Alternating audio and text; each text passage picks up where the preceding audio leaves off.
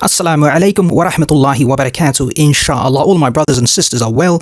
Please don't forget to like, comment, share and subscribe. Hit that bell notification button or you will miss out on future uploads. Jazakallah khairan. Yasir Qadhi wants to treat and cure the biggest sickness inflicting the body of the ummah today, sectarianism, and he feels he has successfully diagnosed the cause of this deadly disease. Takfirism, which means one Muslim declaring another a non-believer, kafir or apostate. And this he links to Najdiism, or as it is commonly called, the Salafi movement. A movement founded by Muhammad ibn Abdul Wahhab, who lived between 1703 and 1792, a religious leader, reformer, scholar and theologian from Najd in Central Arabia. Now, Muhammad ibn Abdul Wahhab saw it as his mission to restore the primary doctrine of Islam, which was the uniqueness and unity of God, tawheed. Yasir Qadhi's solution? Simple. Excise Najdiism and hey presto, you've cured the Muslim body of the disease of sectarianism. I would venture that this question of invoking the saints, this question is the single most contentious and problematic issue in all of Sunni Islam. Think of any issue that is potentially more problematic and more divisive within Sunni Islam with regards to this issue.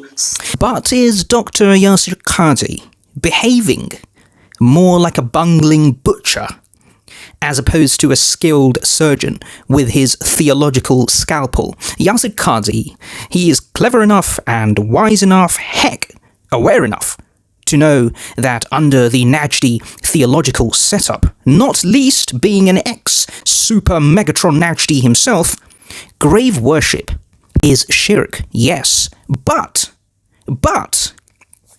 ignorant grave/saint worship doesn't automatically render you a mushrik, a polytheist. And contrary to the impression Yasir Qadhi is giving, it doesn't have you fast-tracked out of the fold of Islam on a one-way ticket to the blue fires of Jahannam and eternal damnation. So why is Yasir Qadhi giving us this stark, overblown impression that it does? Listen, I am genuinely confused because he seems to appreciate this all-important nuance and even actually touches on it a little here. Take a look. Okay, three primary opinions amongst groups of ulama, and they all claim that they are Ahl Sunnah wal Jama'ah. The first opinion is that the mere action of doing this is in and of itself major shirk. Now, within this first opinion, let's call this opinion 1, major shirk, you have two sub-opinions, 1A and 1B. 1A says that therefore the one who does it becomes a mushrik. No ifs, ands or buts about it. No way out.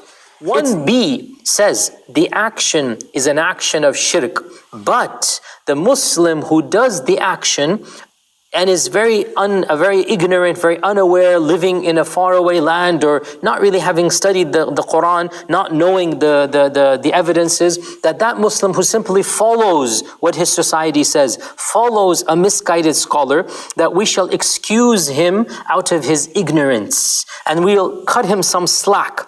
So we'll say the action is an action of shirk, but this Muslim is excused because he's ignorant. And ignorance is an excuse, according to 1B, for this action. Okay? And we will treat that person as a Muslim, even though we will state that your action is an action of shirk and kufr. So outwardly, we treat him as a Muslim, and we consider him to be a Muslim. But in reality, we say your deed is the deed of shirk. And if you know better, and if you study the evidences, then really you have left the fold of Islam. So 1B, the action is shirk, but the person is excused because of ignorance. Now, so he can hardly plead ignorance. In fact, ignorance is something that Yasir Qadhi can almost never plead. But this all-important nuance, this minor detail, it gets squeezed out in his lopsided flood of anti-Najdi diatribe. Is it consciously done? That is my question. Is it because it radically clashes with his own unite the ummah at all cost pet project?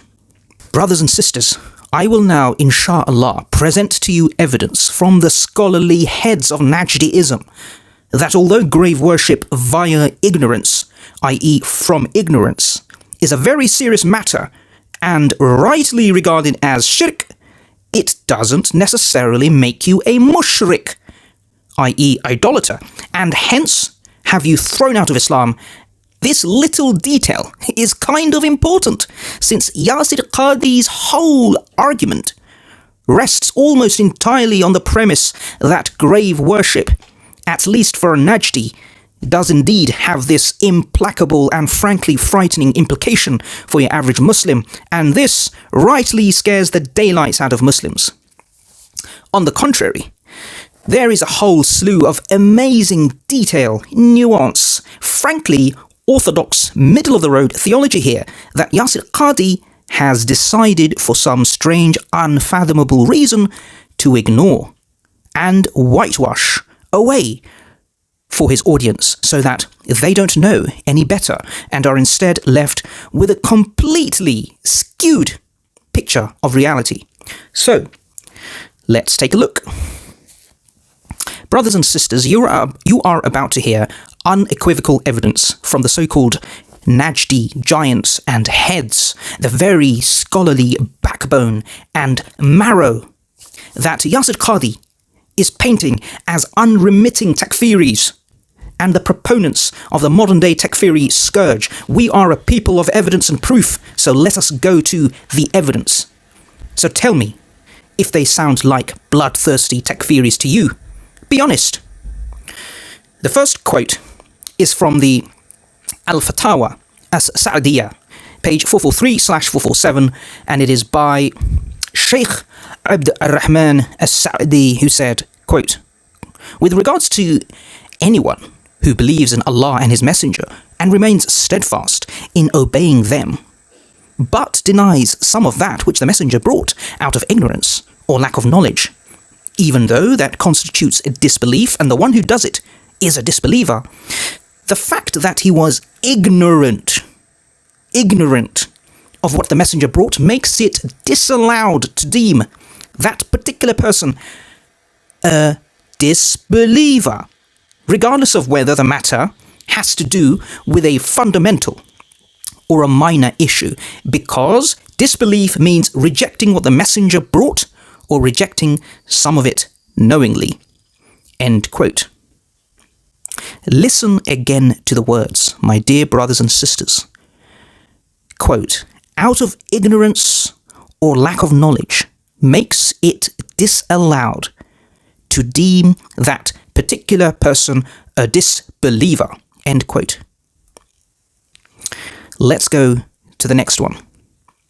Sheikh Ibn Uthaymeen, may Allah have mercy on him, quoted in Asharh al-Mumti 14/449, "Ignorance is undoubtedly a mistake. If a person does something that constitutes disbelief in word or deed, not knowing that it constitutes disbelief, i.e. he is ignorant of the Shari'i evidence, then he is not to be deemed a disbeliever." End quote. Can you get a more clear-cut ruling than that? I remind you what he said. Ignorance is undoubtedly a mistake. He is not to be deemed a disbeliever. I continue.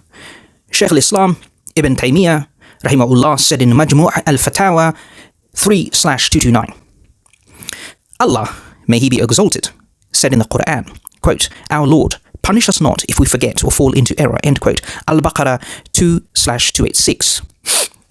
And Allah, may He be exalted, said in a Hadithi Qudsi, quote, 'I have granted that,' end quote. And he did not differentiate between mistakes with regard to definitive issues or issues based on probability.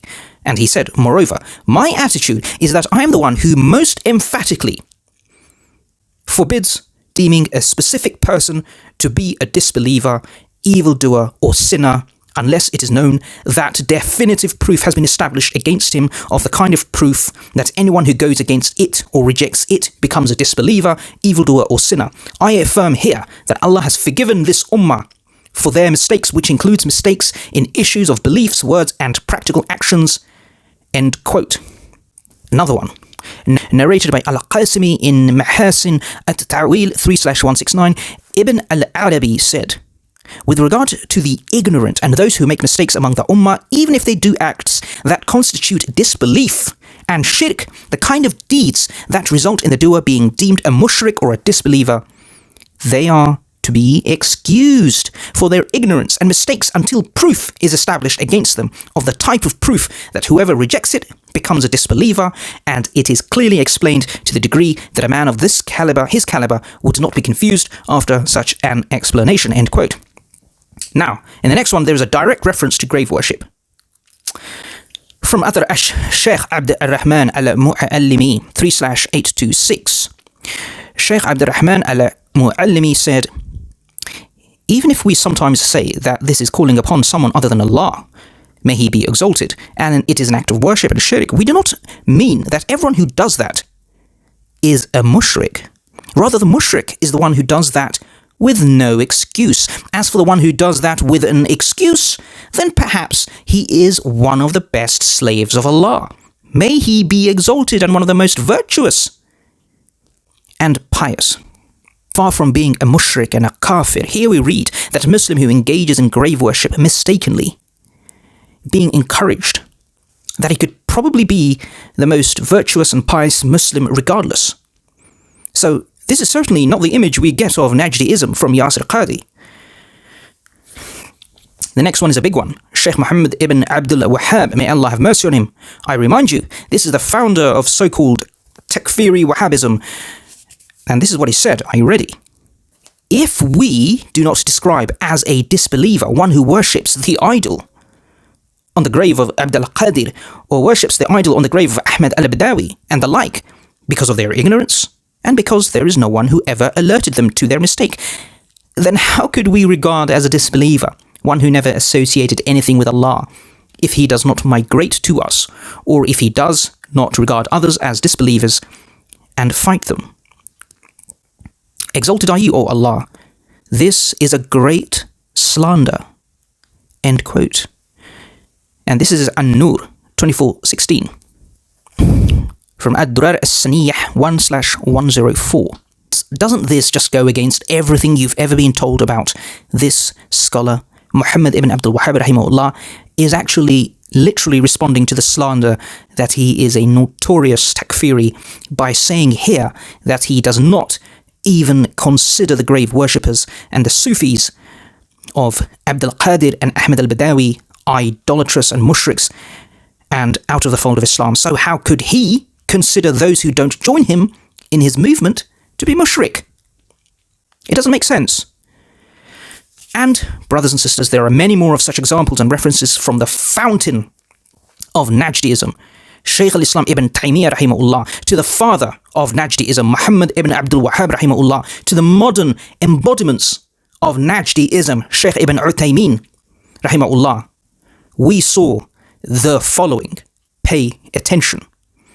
That the Muslim who commits shirk and acts of kufr is excused if it is done out of ignorance.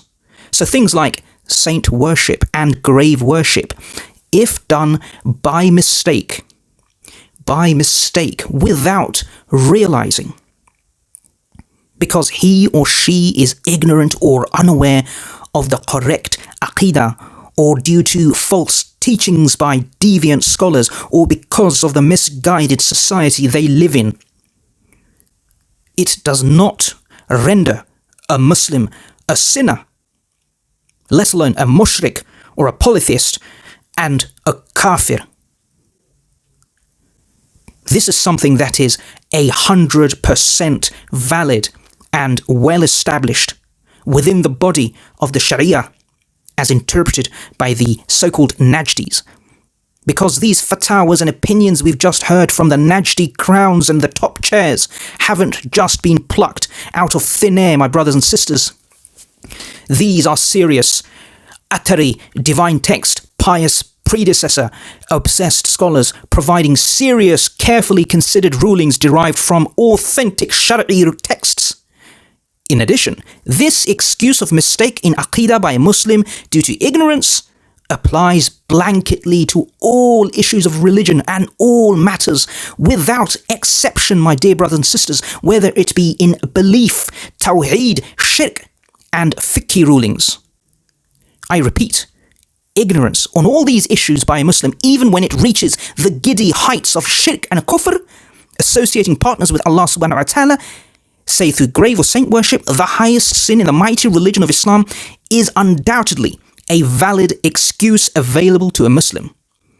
Hence, these so-called Najdi scholars would and have unquestioningly ruled that such Muslims should be pardoned, forgiven, and let off for their idolatry. And this is vital. They should not be considered mushrik and non-believers. They should not be considered non-Muslims and kafirs, and they should not be thrown out of the deen of Islam. Never. Listen to the considered and reasonable words of Sheikh Ibn Uthaymeen from Majmu' Fatawa wa Rasail Ash 2/128. Quote, "The ignorance for which a person is excused is down to him not knowing about the truth, and because no one has mentioned this truth to him. So he cannot be labelled a sinner, and he cannot be labelled as his actions would suggest, i.e. a mushrik." This is important. Then, if he claims to be a Muslim, and he testifies that there is no God but Allah, and that Muhammad is the messenger of Allah, then he is to be regarded as a Muslim. End quote. But if you've listened to Yasir Qadhi's library chat episode on Najdiism, you'd imagine a picture that is in complete 180-degree contrast and opposition to this kind of evidence. Instead of soft-edged nuance, a warm glow of theological flexibility, pragmatism, reasonability, like you just saw, you're led to picture marauding Salafis going around graveyards with unsheathed blades, lopping off Sufi heads at the slightest sniff of shirk, no questions asked. Yes, the act of grave worship might be shirk, no arguments here. But if it's through a person's ignorance, if a Muslim doesn't know any better, then they don't become a mushrik. It is not as simple as that. And by Yasir Qadhi not giving his audience this nuance and the full picture, he has done a massive disservice to his thousands of viewers and followers. So, why is he wrongly painting this exaggerated picture of takfiriism for his viewers? Why is he devoting so much effort and time to making Najdiism seem more radical and brutal than it actually is? I'll be honest, I don't pretend to know why. That is solely between him and Allah subhanahu wa ta'ala. May Allah guide him and us and forgive all our shortcomings on this matter and beyond. But the somewhat amateur schoolboy error the good doctor is making is this, I believe. He is judging Najdiism by the alleged actions of its original founders and historic followers, not by its theology. He is judging Najdiism by its adherents, not by its doctrine. As for today, he is looking at modern-day Khawarijism and the brutal actions of ISIS, organizations that have taken such ideas to their most extreme interpretation. But can't you do that with every ideology going? If you judge any good faith idea on account of its rotten apples, i.e. its fanatics and zealots, however noble its stated intentions, it will inevitably come across as unreasonable and bad, right? This is called reductive reasoning, presenting a subject or a problem in a simplified, crude way.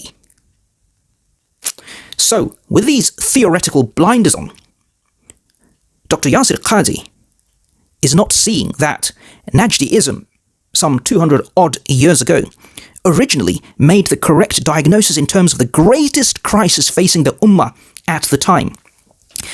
It was overrun by ritualized saint and grave worship. This was happening in the Hijaz, in the heart of Islam, in Makkah and Medina. The purest monotheism going, the jewel in the Muslim theological crown. Heck, even the Jews, our closest rivals in tawheed, blush red velvet like new brides beside our glorious tawheed, Islam's greatest contribution to the world. Keep your Nobels, your Fortune 500s, your patents and particle accelerators. We bring tawheed to the game, brothers and sisters, because then, 200 years ago, it was seriously under unimaginable threat. The only reason we don't appreciate this threat that we were under as an ummah to our tawheed today is because we live in a post-Najdi revolution, Ibn Abdul Wahhab rahimahullah world, where tawheed has been re-established and we assume that it was always like this. And so naturally, we take our tawheed today for granted. How do I know that the ummah was in a huge crisis at the time? You might be asking. Well, frankly, when an ummah has stopped calling out shirk for what it is, shirk, because they're so accustomed to shirk in the form of grave worship, as was the case then you know things had gotten very serious and desperate. Yasir Qadhi is right. For hundreds of years post the Salaf al-Salihin, centuries, yes, Muslims didn't bat an eyelid at the sight of grave worship and saint veneration in the heartlands of Islam. They had become so numb and used to it. Things had gotten so bad. Now Yasir Qadhi assumes that this is a vindication of his position, saying that this proves that such practices were indeed shirk, and this was widely appreciated by the ummah, or the ummah would have made a theological stand. And it was only Muhammad ibn Abdul Wahhab rahimahullah who went against this consensus of the ummah, including his brother and father, by doing what he did. No. In fact, this is a rather damning evidence against you, Yasir Qadhi, I'm sorry to say, with respect, because it perfectly illustrates how bad things had got in the ummah by then. Not only had tawheed become so diluted, but they couldn't tell the woods from the trees. They couldn't even see shirk for what it was. That is how idolatry always starts. Between outright major shirk of idols and pure tawheed, there is always a long, dark period of drip, ignorance, confusion, theological complacency. Brothers and sisters, what this is it's the unsuspecting, once upon a time, mighty monotheist ummah being slowly primed by the shaitan. And then gradually, it could take many centuries, you have arrived to outright idol worship and shirk. But by then, the once mighty ummah has been so polluted by pagan notions, indeed has so adjusted to the distorted practices, that it can no longer defend itself against it. It has no antibodies to fight these paganism any longer. If you want to imagine what the Middle East would have looked like without this extreme tawheed fix and this urgent reboot of monotheism, just look to today's Turkey and Iran. Without a strong identity of traditional tawheed, secularism and Shi'ism would have continued to squeeze out from both sides completely the pure tawheed from the heartlands of Islam until a Muslim had no choice but to become either one or the other. Look what happened to Turkey in the 1920s after the caliphate was overthrown. They went full secular. Former heart of the Ottoman Empire, the Muslim caliphate, the pride of Muslims, became a secular country. And look what happened to Iran. They became a secular monarchy and then a radical Shia country. Could the Muslims have withstood the pressures of those two forces coming in from both sides? The Muslims in Syria, Saudi Arabia, Lebanon, Jordan, Palestine, Iraq. Could they have resisted this pressure? Of course not. A people can't fight back if they don't have a strong identity. So what did they do? The Najdis, they fundamentally reorientated the Ummah towards a pure understanding of tawheed. And that alone was a seismic contribution. That part was good. The main thrust of what they achieved was good. Some of the other stuff, the way they achieved it, the execution, is questionable, and we can, as historians, we can look into that and pick it apart. Back to the main issue. Why is Yasir Qadhi campaigning for a fix in the Ummah? Although what he really means is he wants a fix in Najdiism. But the authentic evidence from Najdi scholarship shows quite clearly that this so-called Najdi Islam already has within its theological framework the necessary remedy to the worldwide sectarian problem. We just saw it. Najdiism doesn't give you a carte blanche right to brand every Sufi person or a grave worshipper or a saint worshipper a Mushrik. There is already a well-defined antidote, a cure, if you like, a vaccine within its doctrine to this blind, ill-considered takfiri scourge gripping the Muslim world today. But because he can't see it, or indeed has decided not to see it, only Allah subhanahu wa ta'ala knows why, he is prepared to throw away all the good stuff in the movement. The fact that it made us return to a pure tawheed, and the teachings of the earliest generations, a more faithful, literal reading of the sacred scriptures. I tremble to say it. May Allah subhanahu wa ta'ala guide and forgive me and him and all Muslims, but Yasir Qadhi seems prepared to ditch a movement that demands pure monotheism in order to fix a problem that isn't actually there. Only Allah subhanahu wa ta'ala knows why. I'm not going to question his motives. I am simply baffled. May Allah subhanahu wa ta'ala guide us all. No. Let us keep the principles of pure monotheism and being 100% faithful to the earliest generations of Muslims, and then apply those same teachings of the earliest generations on shirk and takfir to the ummah today. Learn it, educate the Muslims, and apply it to the ummah. That is your solution to today's takfiri culture, straight from the Salaf al-Salihin. We don't need watered down. We don't need to water down tawheed. Believing in tawheed doesn't automatically make you a takfiri. And those who engage in grave worship, they don't necessarily become mushrik and kafirs. Those are the two lessons I want you to take away. Anyway, inshallah, that was informative. Please like, share, comment, and subscribe. Hit the bell notification button or you will miss out on future uploads. Take care. Bless you. Forgive me if I've come across as rude or if I've made any mistakes or if I've upset anybody. That is not my intention. This is a purely academic, theoretical, critical exercise and analysis. I have nothing personal against Sheikh Yasir Qadhi. I think he's a great scholar, if you like, although a lot of people won't agree with that. But I think he is, and he has contributed so much to the Ummah and will continue to do so. Everybody makes mistakes, everybody takes different opinions. At the end of the day, he has done something that is controversial, and he should expect a sort of a critique from the Muslims, because for a Muslim, Islam is the most important thing to them. So I would hope not only him, but the Muslims generally will appreciate my efforts in a healthy, productive capacity, and not as a blind, rambling attack on their beloved Sheikh Yasir Qadhi. Anyway, please, as Muslims, let us all keep our intentions pure. Let us not be overly suspicious of our Muslim brothers and sisters. Let us spread compassion, peace, but by holding on to tawheed. That is our core. That is our heart. That is our central doctrine. I will leave you here. Bless you. Take care. Assalamu alaikum wa rahmatullahi wa barakatuh.